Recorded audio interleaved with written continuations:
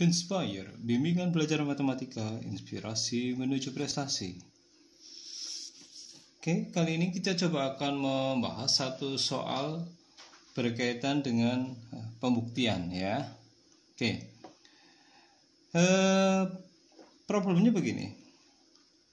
Gunakan mass point dalam suatu geometri, tunjukkan bahwa garis bagi pada suatu segitiga adalah konkuren ya. Oke. Nah, ketika kita berkaitan dengan kekonkurenan, maka ini pastinya akan dilarikan kepada teorema yang namanya teorema de Siva ya. Oke, saya coba akan gambarkan ilustrasinya berkaitan dengan problem ini.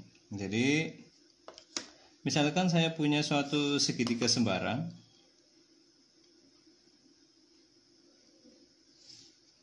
yaitu segitiga ABC.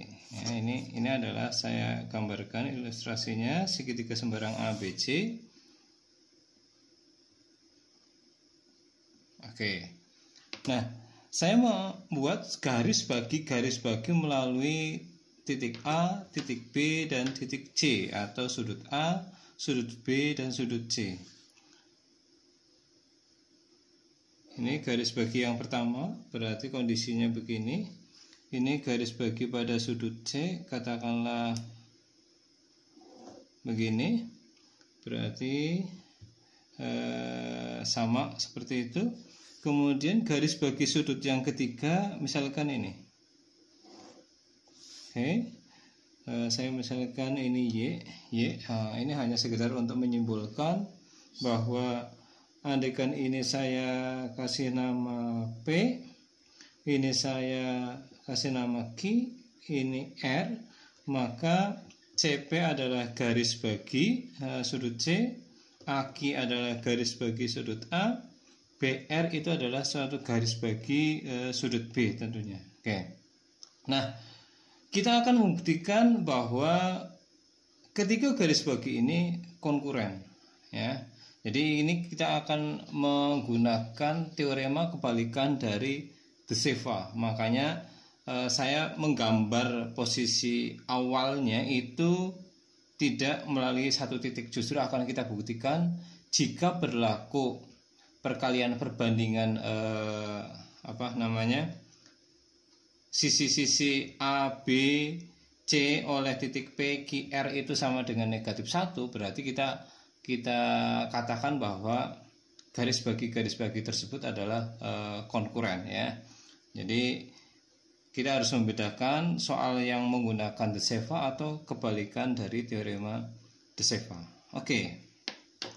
Nah, kita coba akan mengumpulkan data-data dari soal ini gitu ya. Jadi AQ itu adalah garis bagi ya. Maka pastinya berlaku perbandingan sisi-sisi AB berbanding AC sama dengan BQ berbanding CQ ya. Dapat saya tuliskan begini, bahwa AB berbanding AC itu sama dengan BQ berbanding dengan CQ. Oke. Kemudian kita coba berpindah ke garis bagi yang lain. Kita katakan bahwa BR adalah garis bagi, maka juga pasti berlaku bahwa AB berbanding dengan BC itu pastilah sama dengan AR berbanding dengan CR. Oke, dan yang berikutnya adalah CP garis bagi dari sudut C, maka berlaku bahwa AC berbanding dengan CB itu akan sama dengan AP berbanding dengan BP. Oke, nah yang berikutnya adalah begini. Kita akan cek ya. Jadi karena P itu membagi AB di dalam, Q membagi BC di dalam, R membagi AC di dalam, maka saya menuliskannya begini. Lihat segitiga ABC ya. Titik P, Q, R membagi sisi segitiga ABC di dalam, maka berlaku bahwa ABP dikali dengan BCQ dikali dengan CAR itu dapat saya tuliskan dalam bentuk perbandingan, yaitu PA per PB dikali dengan QB per QC dikali dengan RC per RA. Nah, sekarang kita coba akan melihat keterkaitan apa yang kita peroleh di sini dengan garis bagi yang sudah kita dapatkan ini ya. Nantinya pasti akan terjadi penyesuaian. Contohnya begini. Pada kondisi ini kita butuh PA berbanding PB. Kita coba cari yang mengandung PA berbanding PB. Oh, ini nih. Ini ya, PA berbanding PB. Ini ya. Kebetulan pembilang dan penyebutnya sudah bersesuaian, maka ini dapat saya tuliskan sebagai AC berbanding CB. Tapi ingat, AC CB ya. Oke, ini PA PB itu berlawanan arah ya, maka kita katakan dia tandanya itu negatif. Ini negatif ya. Kemudian dikali dengan QB QC. QB QC itu ada di mana? Oh, di sini nih, QB QC. Kebetulan dia juga sudah bersesuaian pembilang dan penyebutnya, maka ini dapat saya tuliskan menjadi AB per AC. Tapi negatif karena berlawanan arah juga. Dikalikan dengan RCRA.